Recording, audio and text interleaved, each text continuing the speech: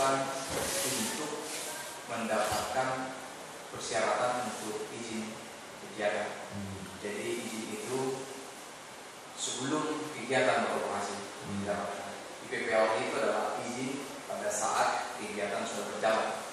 Misalnya izin IPPAOI itu misalnya izin pembuangan limbah cair, izin lem aplikasi, pengobatan limbah ke lahan, izin penyimpanan sementara limbah B3 dan lain-lain. Siapa yang bisa meminta izin itu dan apa yang dimintakannya untuk apa? Mungkin pertanyaan saya. Siapa? Apakah semua masyarakat atau warga negara bisa, atau harus warga negara Indonesia, atau perusahaan bisa, atau siapa? Untuk izin lingkungan itu adalah diperuntukkan bagi suatu rencana usaha dan atau kegiatan. Jadi yang meminta itu adalah pengusaha, perusahaan yang mau akan mendirikan usaha, maka dia harus mengurus izin lingkungan dulu yang diawali dengan penyusunan dokumen lingkungan. Dokumen lingkungan seperti AMDAL atau UPOP. AMDAL atau oke. Izin itu ada batas waktunya? Izin lingkungan itu sesuai dengan batas izin usaha. Kemudian diperbarui lagi.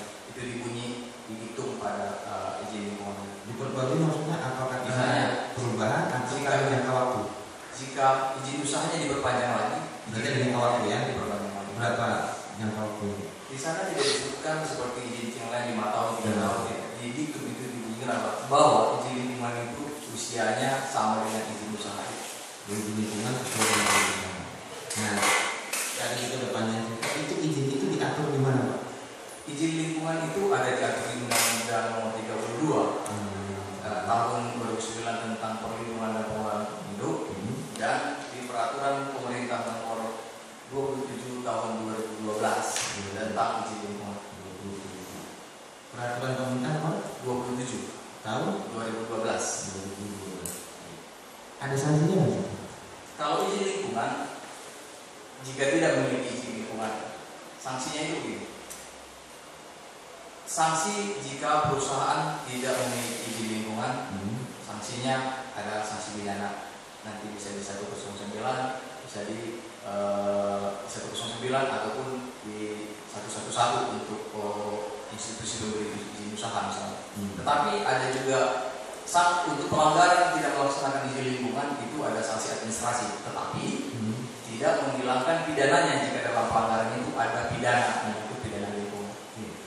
Pertanyaan selanjutnya itu tadi kalau tidak ada izin, kalau ada izin tapi melanggar ada sanksi. Berarti tidak ada sanksi administrasi namanya. Sanksi administrasi. Ya, tidak menaati izin lingkungan. Kalau misalnya ada izin tapi tidak mentaati isi izinnya, apakah ada sanksi? Lihat apa yang dilanggar dulu, Pak, di izin itu. Jadi di izin itu kalau sanksi di PP 27 tentang izin lingkungan tadi kalau kita baca di pasal 53 itu, bahwa pelanggaran pada pasal 53 itu adalah sanksi administrasi. Pasal 53 ya. Jadi tetapi jika di dalam pelanggaran itu ada potensi atau ada indikasi atau ada dugaan pidana, itu juga di sini sesuai dengan proses pidana lingkungan.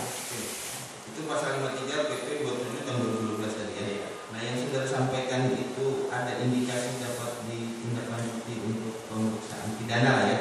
Itu di pasal berapa atau aturan nomor berapa? Itu di dalam SOP kami di dalam pengawasan. SOP Ya, di dalam ketentuan pengawasan. Kalau sanksi administrasi itu bukan berarti menghilangkan sifat pidananya. Tidak menghilangkan sifat pidananya. Ini diatur di dalam Undang-Undang 32 tahun 2009 di pasal 78. Saya bacakan di sini, Pak. Sanksi administratif sebagaimana dimaksud dalam pasal 76 tidak membebaskan penanggung jawab usaha dan atau kegiatan dari tanggung jawab pemulihan dan pidana. Oke. Sekarang saya tanya dulu, sanksi administratif isinya apa aja? Sanksi administrasi mengacu kepada Undang-Undang 32 dan juga kepada PP ini, PP 27 tahun 2012. Kalau kita lihat di pasal Undang-Undang 32 dan nanti menurut pasal 71 Bandar PP 27. 71 BP ya. 76 undang-undang isinya sama. Iya. Isinya pasal itu sama. Jadi saya baca yang undang-undangnya saja. Di pasal 76 ayat 2, sanksi administrasi terdiri atas teguran tertulis, paksaan pemerintah, pembukuan izin lingkungan, atau pencabutan izin lingkungan. Kalau menurut pendapat saudara, di sini juga ada membuat embung atau kolam persediaan air untuk kebutuhan pemadaman api saat kebakaran. Ya Pak ya, di dapil. Apakah embung itu sih harus berbentuk embung?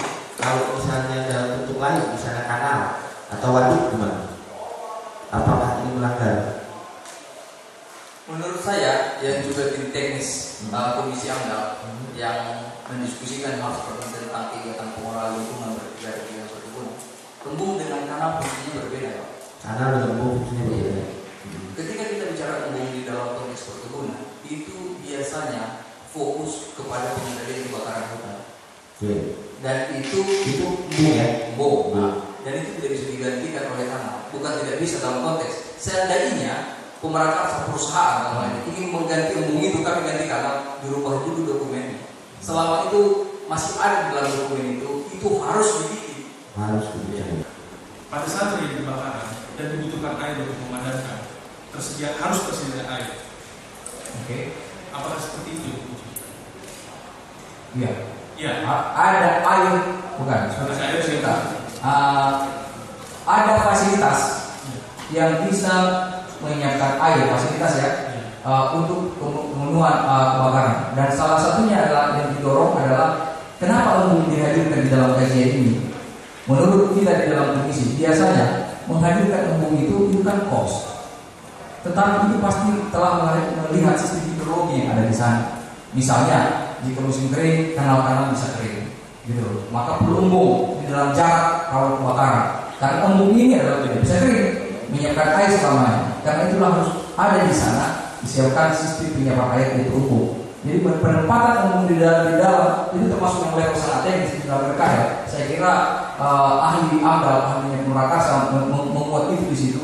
Ya pasti berdasarkan kalkulasi itu perlu bisa. Intinya untuk penyediaan air. Pada saat itu kebakaran harus ada air. Ada air untuk menolong. Harus ada air untuk pemadaman. Tapi di RKL dan PL tidak dipersyaratkan jumlahnya ada berapa, lokasinya luasnya seberapa. Tidak ada demikian di sini. Apa yang kita alami setahu saya sudah ada terjadi kebakaran besar pada tahun 2013 dan tahun 2014. Bahkan 2013 kejadian kebakaran besar dan terulang lagi tahun 2014 sama besarnya. Yang saya ingin tanyakan, apa sih tindakan dari pemerintah dalam hal ini BLH terkait ada suatu kejadian, kenapa bisa terulang lagi? Baik, kalau menyangkut itu nanti biarkan mungkin bukan level saya karena saya adalah berprofesional teknis. Tapi pertanyaan saya juga adalah, Adi sudah pernah dikenakan pidana tahun 97, kok bisa ada kebakaran lagi? Saya rasa saudara tidak untuk bertanya ke saya. Saya nggak bertanya, saya juga bertanya juga diri saya dalam konteks ini. Saya begini, saya katakan, kita mendorong perusahaan melakukan penataan yang baik sehingga tidak terulang lagi kejadian yang sama di perusahaan. Kalau pertanyaan Bapak tadi bisa ditanya mungkin kepada pengambil kebijakan di level berkaitan dengan prioritas itu. Tapi saya juga bisa, kami di lapangan sering bertanya begini, saya sebagai pengawas, kok Adi ini sudah pernah dipidana 97, kok terulang lagi ya? Saya rasa itu pendapat saya keberatan. Oke. Ya.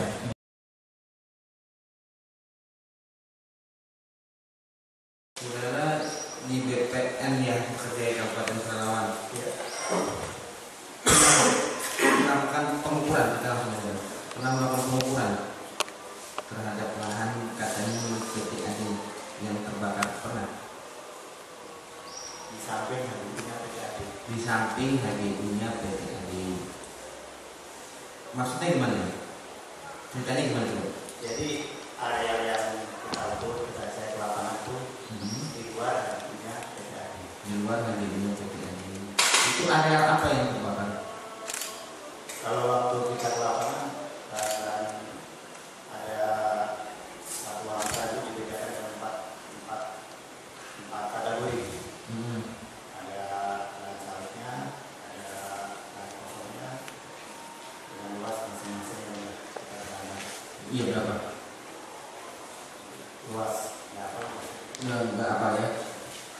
ke sana itu wukuf setelah atau sebelum kejadian ada kebakaran? Sudah ada kebakaran. Itu kapan?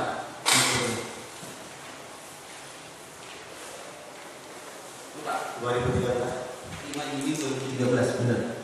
Di sini keterangan itu. Hari Jumat.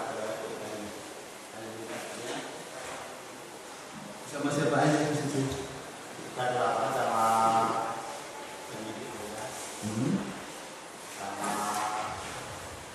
orang waktu itu banyak di lapangan juga. Nah, satu persatunya. Banyak. Kalau dari PTAD-nya ada? Dari kejadiannya nggak tahu kita. Ini katanya ada Sinar Mata. Benar nggak didampingi waktu itu sama Sinar Mata dari PTAD waktu benar? Yang pasti waktu di lapangan itu banyak orang gitu, tapi besarnya kita nggak kenal. Kalau dari Sinar Mata itu dari PTAD ada Saragi Sinar Mata. Kalau sudah memberikan keterangan di sini kayak gitu, benar apa salah?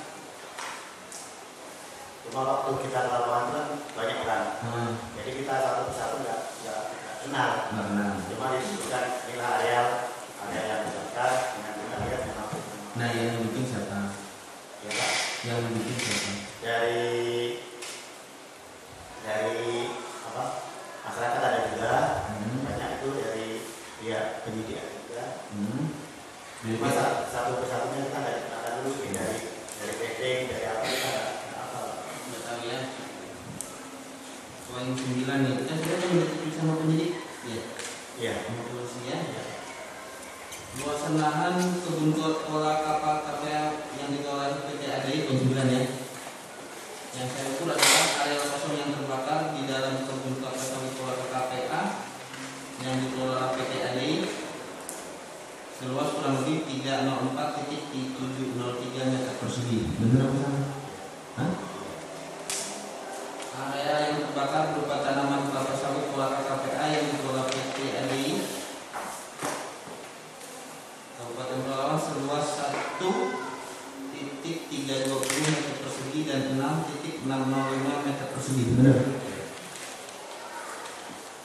Daerah aliran Sungai Giat yang terbakar di Desa Batangulo Kecil, Kabupaten Pelalawan, jika daerah aliran sungai tersebut adalah 50 meter di sisi kiri dan kanannya, maka luasannya kurang lebih 211.115 meter persegi. Benar.